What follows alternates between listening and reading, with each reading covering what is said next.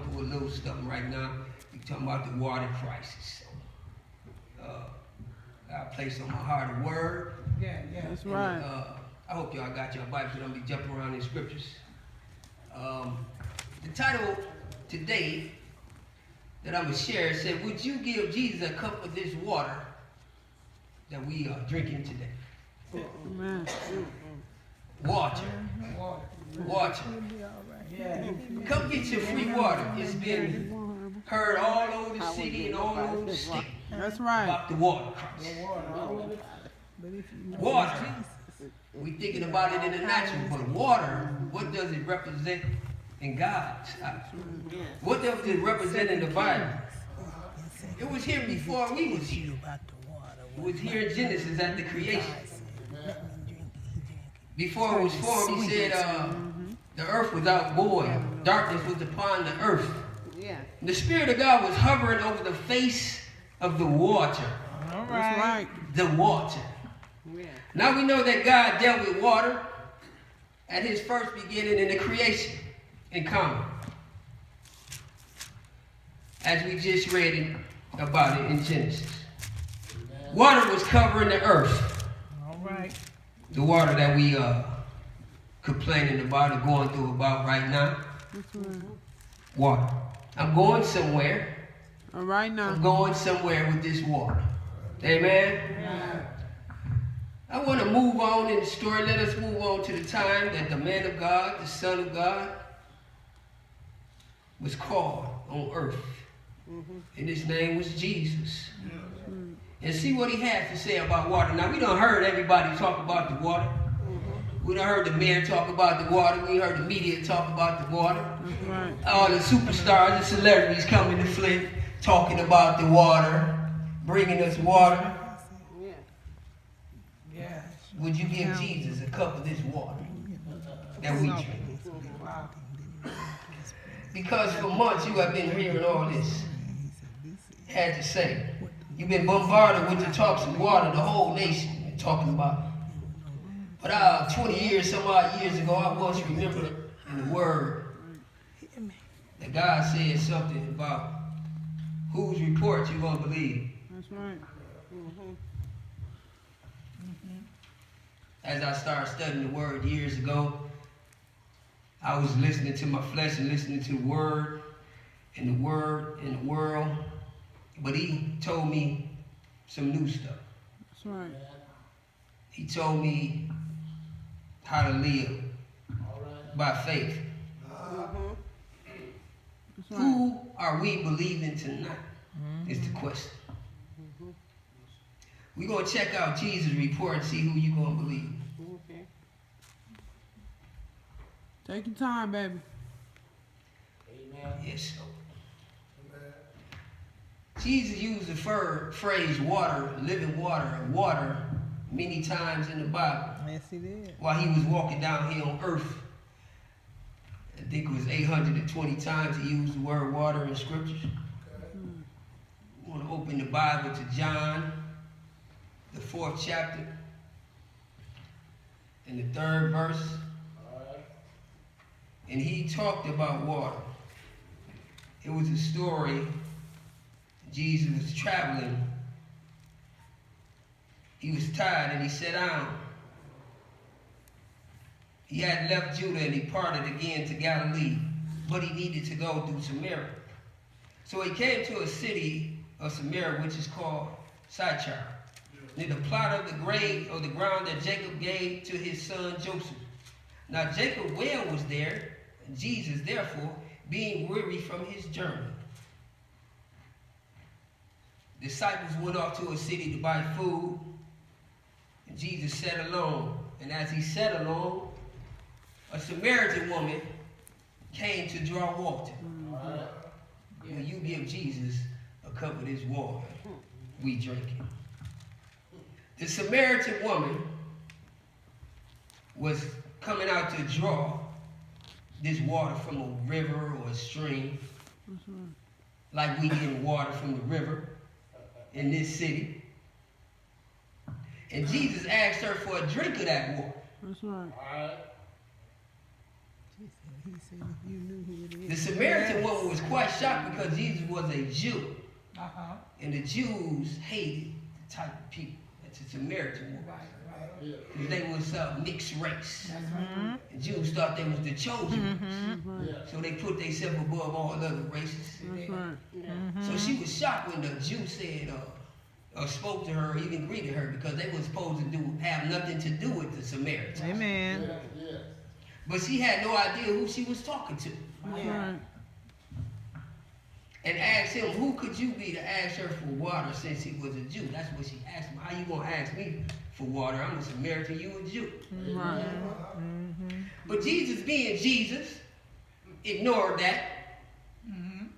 And went right into the point that he was trying to make.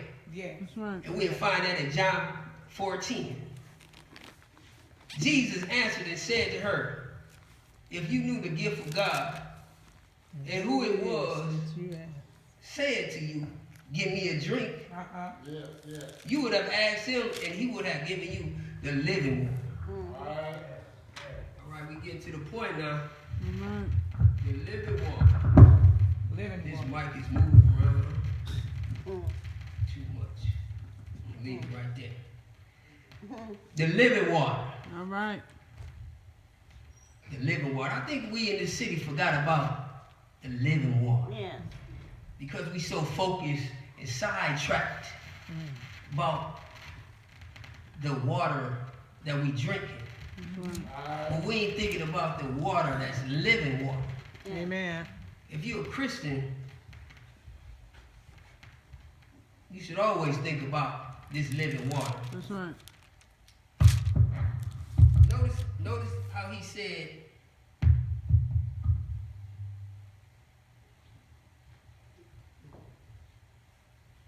let me get the mic.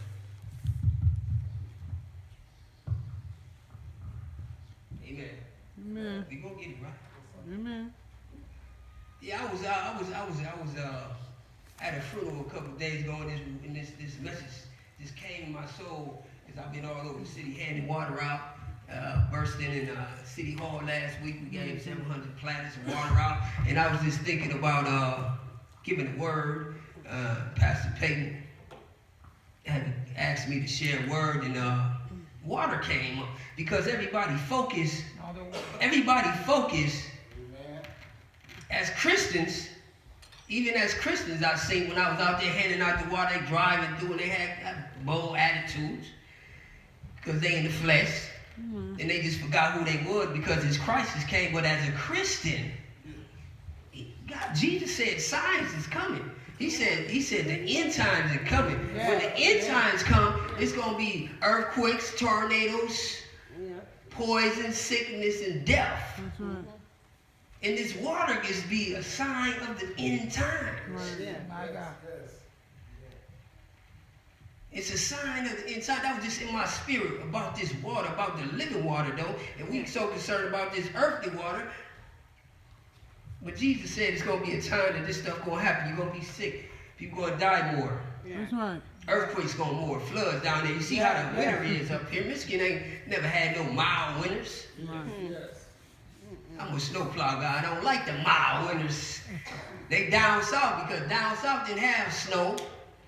So you can tell this is a sign of the time that's changing. Yes, sir. Yes, sir. Because of the seasons change. Yeah. Amen. Amen. Now we go back to verse 10, what Jesus said. He said he would give you living water. Jesus didn't say he was the living water, but he said he would give living water. Yeah. Who been giving us water? Is it living water? Is it the water they've been giving us for years, good living water, no matter what river or lake it came from? Is it living water? Has it been living? Yes, I know that water is 80% of the human makeup in our body. Right? That's right. And water is oxygen for humans' breath. That's right. So water is good, and it's a positive in water. So I'm trying to change our view from the negative city water in lead and the poison that's in the water to the positive that is in the water that's keeping us around and bring us back to the true living water, the reason. Yes, sir. Is that water that Jesus is speaking of? What water is Jesus speaking of? What is water Jesus speaking of? He said living water. Living water. So we be in the verse, we be like living water. He went on to say, when he went on to say when she received it, she would never thirst again. Mm-hmm. It's a step further. You can come to Jesus. Yeah. And you can listen to Jesus. You can sit up under his teaching. He said you got to receive. Mm-hmm. He said when she received it, it'll be living water. Yeah. She would never thirst again. Okay, now let's go further on to another passage where Jesus is teaching to find out what his living water is. Amen. We're going to go on to chapter 7 in John, the same book. We're going to read 37, 39. On the last day, that great day of the feast, Jesus stood and cried out, saying, if anyone thirsts, let him come to me and drink. He who believes in me, as the scripture has said, out of his heart will flow rivers of living water. All right. All right. He who believes in me, as the scripture said. Yes. Who was he referring to when he said this? Let him who thirsts come to me and drink. Yes, sir.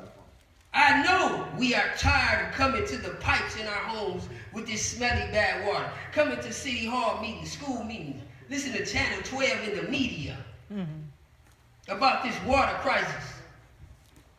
And the lady who spoke with Jesus was herself maybe tired of coming to the water with the bucket, getting this water every day. Don't know how often she went to get the water, but she came to get the water. Yeah.